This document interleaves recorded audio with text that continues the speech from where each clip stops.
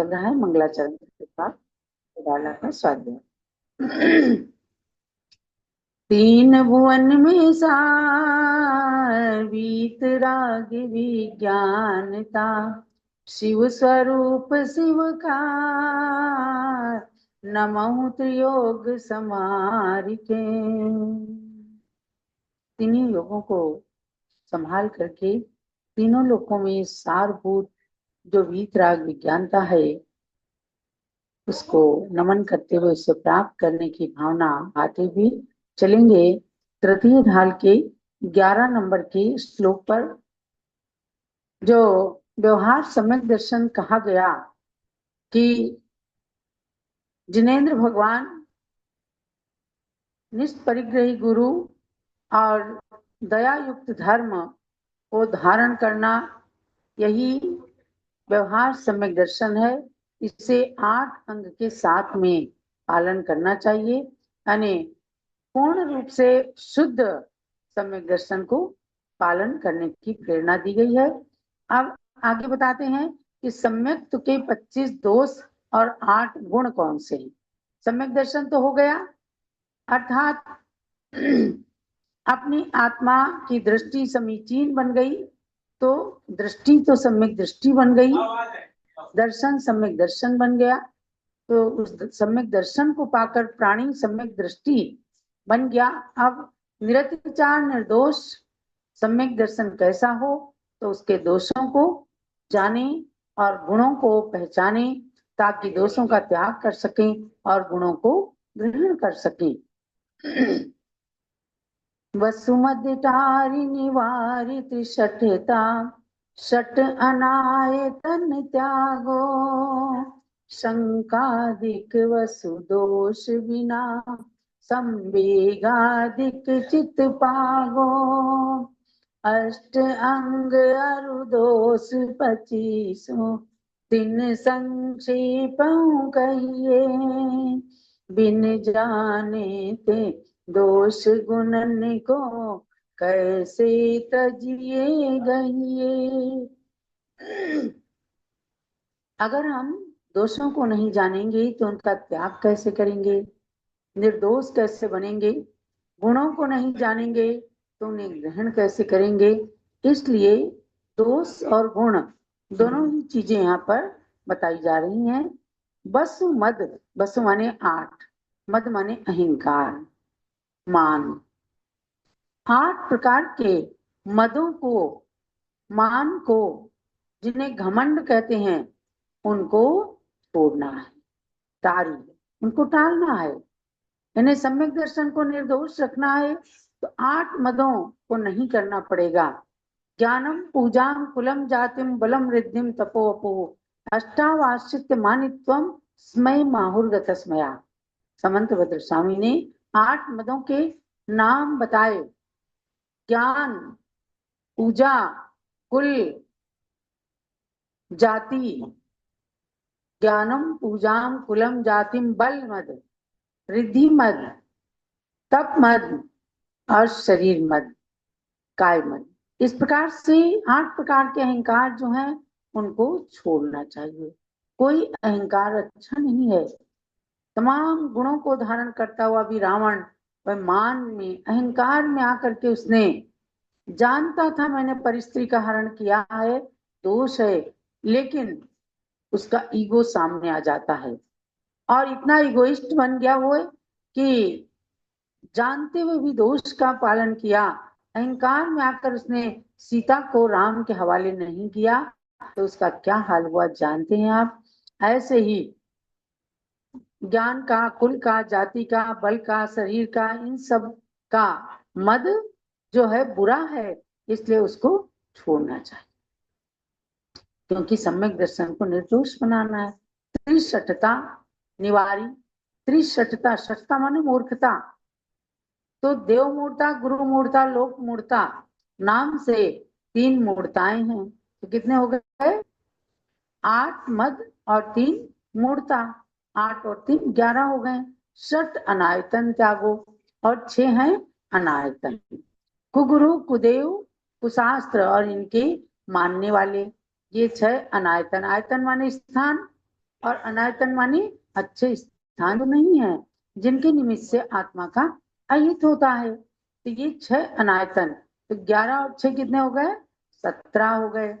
और शंकाधिक वसुदोष, शंका अधिक 8 दोष हैं।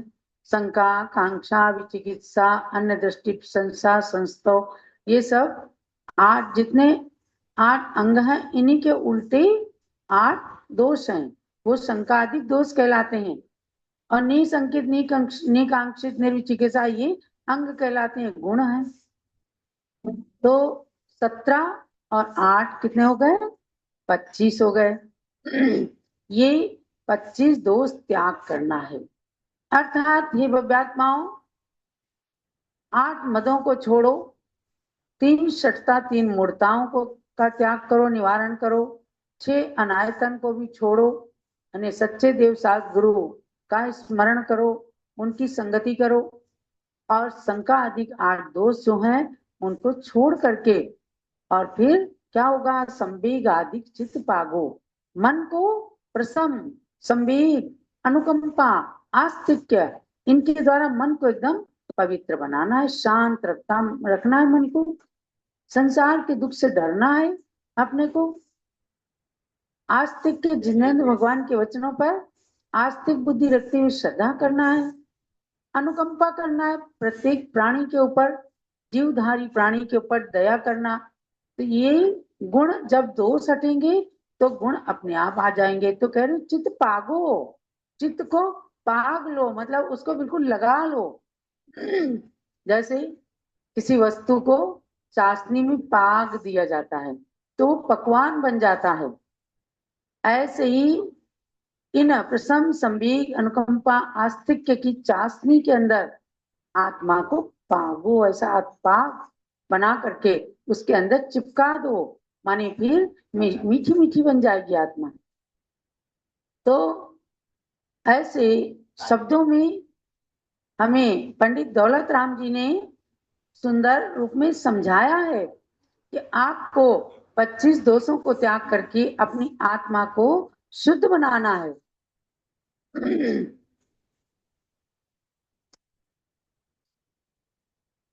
आत्मा को शुद्ध बना करके सम्यक दृष्टि बनना है, लेकिन वैसे भी सहज सरल लोग समाज को और प्रत्येक प्राणी को आकर्षित कर लेते हैं। जिनके अंदर दोष होते हैं तो व्यक्ति का ऑरा निगेटिव बन जाता है, उससे लोग दूर भागते हैं, और गुण होते हैं तो व्यक्ति का ऑरा एकदम पॉजिटिव होता है, शांत मन के द्वारा जो रहते हैं, एकदम मुख मुद्रा भी उनकी सौम्य बन जाती है और सामने जाने का मन करता है।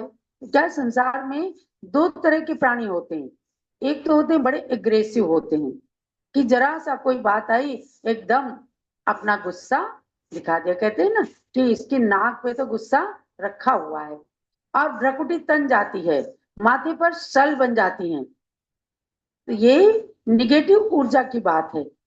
जहां तक आत्मा की दृष्टि का असर व्यवहारिक दृष्टि पर भी पड़ता है, व्यवहार के अंदर, व्यक्ति के व्यवहार के अंदर जब सम्यक दर्शन उत्पन्न होता है तो व्यक्ति का व्यवहार भी सरल हो जाता है। तो देखो, चाहे समाज हो, संस्था हो, कहीं भी जो काम करने वाले लोग हैं उनके लिए भी व्यवहारिक शिक्षाएं हमारे गुरुओं ने और अनुभवी बुजुर्गों ने इस बात को कहा है कि एग्रेसिव नहीं होना चाहिए, मानी जरा जरा सी बात पर क्रोध नहीं आना चाहिए।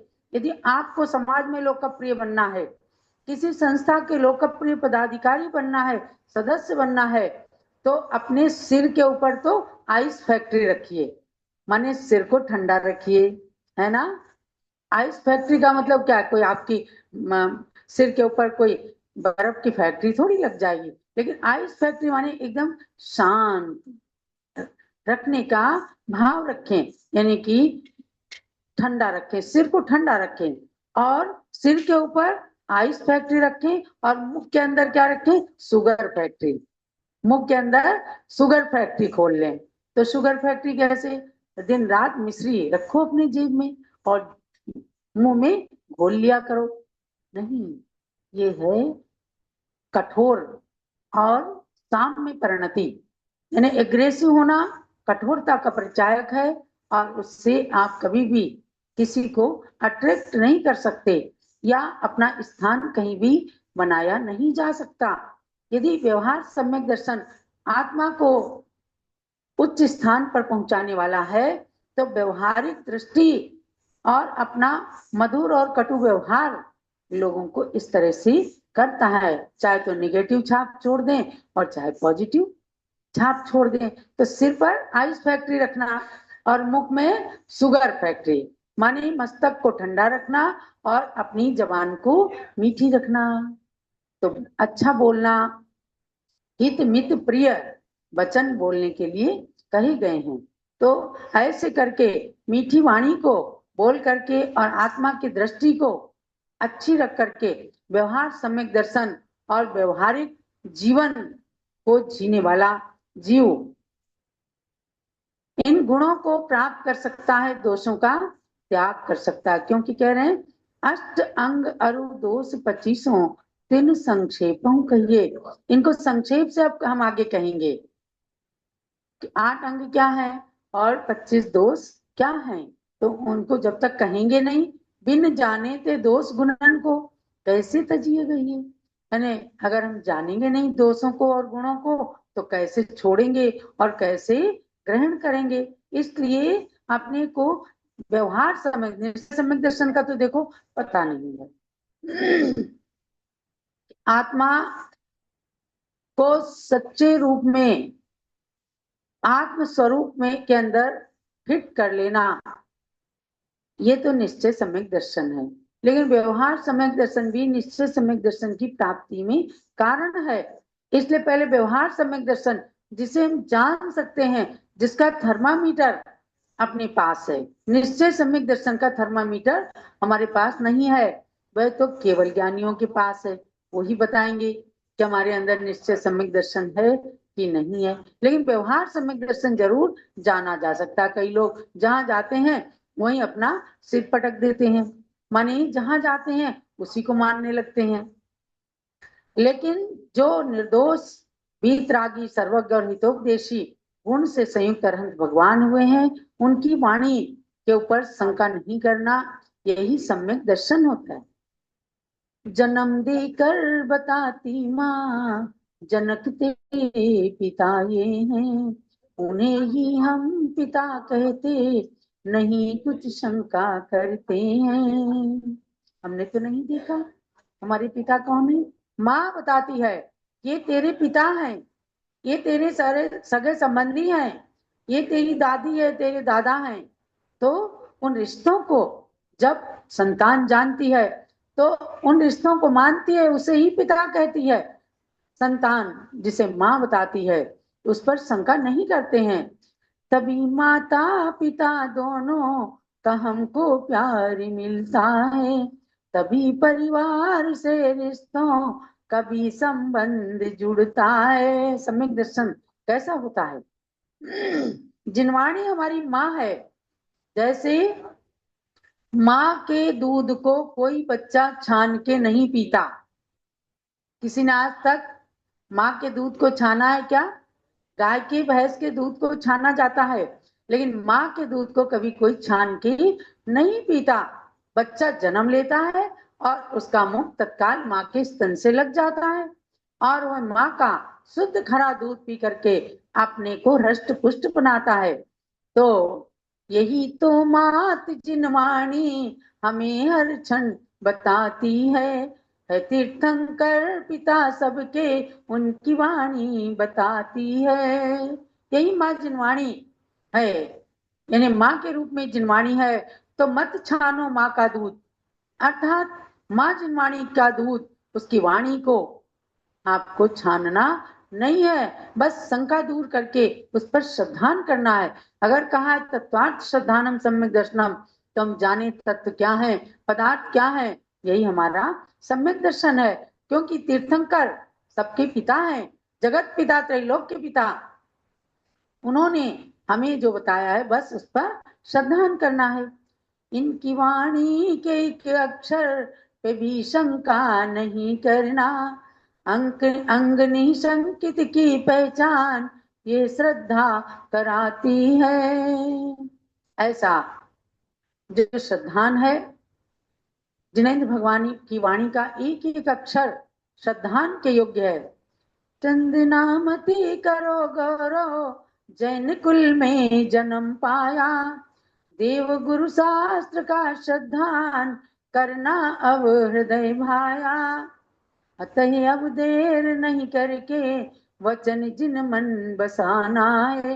निरंजन मोक्ष की सीढ़ी पे चढ़ शिव मंजिल पाना है। मोक्ष कैसा है? निरंजन, जिसे अंजन चोर ने भी निसंकित अंग का पालन करके कल के दिन तक वह चोर था, व्यसनी था, सातों व्यसनों में पारंगत था, लेकिन एकदम सब कुछ छोड़ करके शंका नहीं की भगवान के वचनों पर, कह दिया आणम ताणम कछु न जानम सेठ वचन प्रमाणम। मुझे कुछ नहीं है, सेठ जी ने जो कहा है नमो अरिहंताणम बोलते हुए सारी गुटका काटते जाओ, और छीका टूट गया और मुझसे अंजन गुटिका विद्या सिद्ध हो गई। ऐसा अंजन से निरंजन बनाने वाला वह निरंजन मोक्ष मार्ग हम सबको जो मिला है। मैं आपको एक एक कहानी भी सुनाऊंगी कि कौन से अंग के अंदर कौन प्रसिद्ध हुआ, ताकि हम भी ऐसे श्रद्धान को करें। पहले पूर्व में जिनने श्रद्धान किया उनमें से गिने चुने शब्दों को रखा गया। तावत अंजन चौर होंगे तथोनंत मतिस्मृता, एक एक लोगों को उसके अंदर रखा गया। सम्यक दृष्टि तो बहुत बने, निशंकित भी बने, निकांक्षित अंग का पालन करने वाले, लेकिन जो उनमें भी विशेष हुए उनके नाम को आचार्यों ने भी अपने शब्दों में रखा, अपनी जिनवानी के अंदर रखा।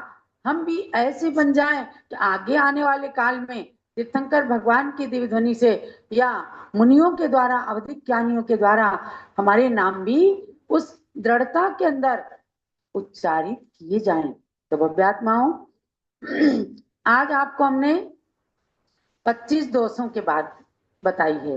अब कल से 8 अंगों के नाम बताएंगे कि अब अंग, एक अंग के बिना शरीर जो है अपंग कहलाता है, विकलांग कहलाता है, और पूरे अंग होते हैं तब पूर्णता होती है शरीर की। ऐसे ही 8 अंग के बिना सम्यक दर्शन, एक अंग भी अगर कम हुआ तो विकलांग सम्यक दर्शन हो जाएगा और वो हमें मोक्ष मार्ग नहीं बता पाएगा। इसलिए एक एक अंग के बारे में भी आपको जानते रहना है। आज हमने सम्यक दर्शन को बताया और निशंकित अंग के बारे में बताया कि जिस तरह से माँ के दूध को नहीं छाना जाता, इसी प्रकार के जिनवाणी के शब्दों को छानना नहीं, उस पर शंका नहीं करते हुए निसंकित अंग का पालन करके अपने सम्यक दर्शन को दृढ़ रखना है। यही आज के स्वाध्याय का सार है।